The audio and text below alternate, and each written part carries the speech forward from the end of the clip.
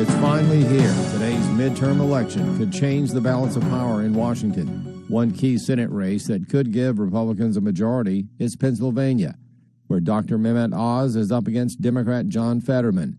Dr. Oz explaining why he would be the right person for the seat. Folks are upset that Washington keeps getting it wrong with radical positions. And John Fetterman just seems like he's even more radical than Joe Biden. Pull him even further to the left. I've been arguing that I stand for balance. I'll cut through bipartisan bickering. I know how to bring solutions to the forefront, and that's what people want. RNC Chair Ronna McDaniel says the key for a Republican victory is voter turnout on Election Day. Pennsylvania is an absentee and day of voting state, right? So Democrats get a lead in the absentee. We've seen it. We know they're going to come in with a lead on that, and then we overcome it on Election Day. So everybody needs to go to vote.gop. Everyone needs to go vote. I was at Oz's rally last night.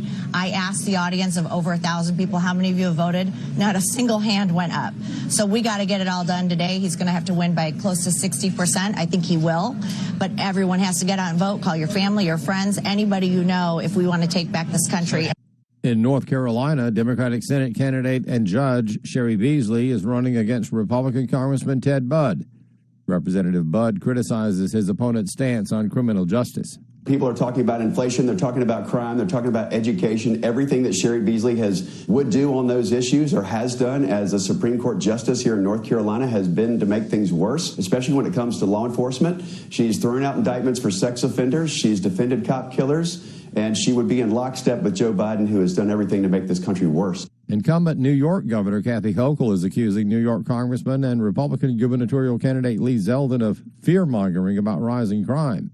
But Zeldin criticizes Hochul, saying New Yorkers don't want to ignore the issue. I think it's extreme when people are getting thrown in front of oncoming subway cars. It's extreme. Listen, where I live, there was a gang drive-by shooting at my own house just a few weeks back. On day one, I'm going to tell the Manhattan District Attorney Alvin Bragg that he is being removed for his refusal to enforce the law. That's what New Yorkers want. Political pundits suggest a higher level of Republican victories when the election is over, but warn it's not a certainty until the last vote is counted. More from Charlie Butts. 2 years into his tenure, President Biden has seen a lot of changes occur in this country, and not everyone is happy. Matt Carpenter with Family Research Council Action tells AFN, as voters go in the booth, their biggest concerns involve confidence in the government. We're talking about things like crime. But we're also talking about stewardship of the economy. And so that's the price at the pump. We're talking the price of groceries. We're talking people's 401ks. That's a big one as well. So some of those macroeconomic issues, they're hitting Americans pretty hard in the pocketbook. Then there's the issue of abortion up to birth, which Democrats have made a primary focus of their campaigns. Republicans pointed out that's terminating the life of a living baby that could survive if given a chance. You've seen some of these campaigns actually go on offense on that issue, and what that effectively did was take some of the wind out of the sails of the pro-abortion politicians who were frankly pouring millions of dollars into ads, hoping that this would save them on Election Day. And I am a little reticent to say, but I don't think that's going to happen. Carpenter says polls on many major races have been breaking towards Republicans. But the winners haven't been announced and won't until the final tally is in, or in some cases, a recount. I'm Charlie Butts. So what's the weather like for this Election Day? Janice Dean has a look. It's Election Day and most of the country is quiet with exception to the west where heavy rain and mountain snow could impact voter turnout, especially for Nevada. Flash flooding will be a concern for California. Feet of snow will pile up over sections of the Sierra Nevada, the Intermountain West, and the Rockies. Meanwhile, Florida has a close eye on Nicole that is forecast to become a hurricane before making landfall over the east coast of Florida. Impacts will be widespread across the state before the system moves up the east coast through the weekend. I'm Janice Dean, Fox News. For American Family News, I'm Musty Pugh.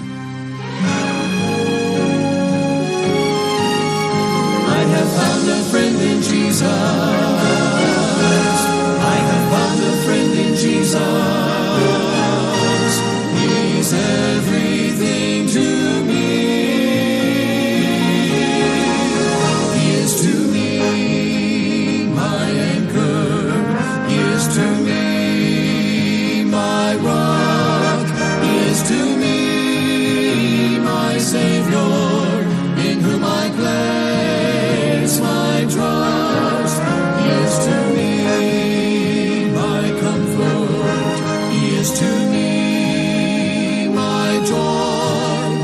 is to me my master. He is to me my Lord.